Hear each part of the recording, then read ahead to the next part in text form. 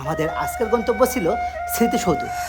এটি নারায়ণগঞ্জের বন্দর উপজেলায় অবস্থিত। আমরা আজকে এসেছি স্মৃতিসৌধে। এটা হচ্ছে নারায়ণগঞ্জে অবস্থিত। এটি ঢাকা চট্টগ্রাম মহাসড়কের পাশে অবস্থিত।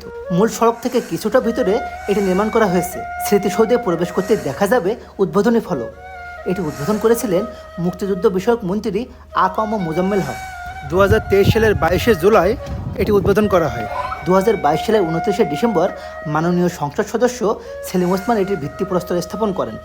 নারায়ণগঞ্জ জেলা প্রশাসনের উদ্যোগে এবং সেলিম ওসমানের প্রত্যক্ষ সহায়তায় এই স্মৃতিসৌধটি এখানে নির্মাণ করা হয়। স্মৃতিসৌধটি নির্মাণ করতে 1,66,00,000 টাকা ব্যয় করা হয়। বন্দরের যে এলাকাতে এই স্মৃতিসৌধটি নির্মাণ করা হয়েছে সেই এলাকাটির নাম স্বল্পেশ চক। পরবর্তীতে এটিকে স্বাধীনতার পর সমরক্ষেত্র নামে অভিহিত করা হয়েছে। যেহেতু এখানে 1971 সালের 15 ডিসেম্বর ভারতীয় মিত্রবাহিনী ও মুক্তিযোদ্ধাদের সাথে পাক বাহিনীর যুদ্ধ হয়েছিল, এই স্মৃতিসৌধ সম্পর্কে কিছু জানিস? 11 জন শহীদের স্মরণে নির্মিত এই স্মৃতিসৌধটি এবং 25 জন আহত হয়েছিলেন। তাদের স্মৃতির উদ্দেশ্যেই জায়গাটার নামকরণ করা হয়েছে সমরক্ষেত্র। এই স্মৃতিসৌধের ডান দিকে রয়েছে একটি মসজিদ। এটি কুতুববাগ দরবার শরীফ নামে পরিচিত।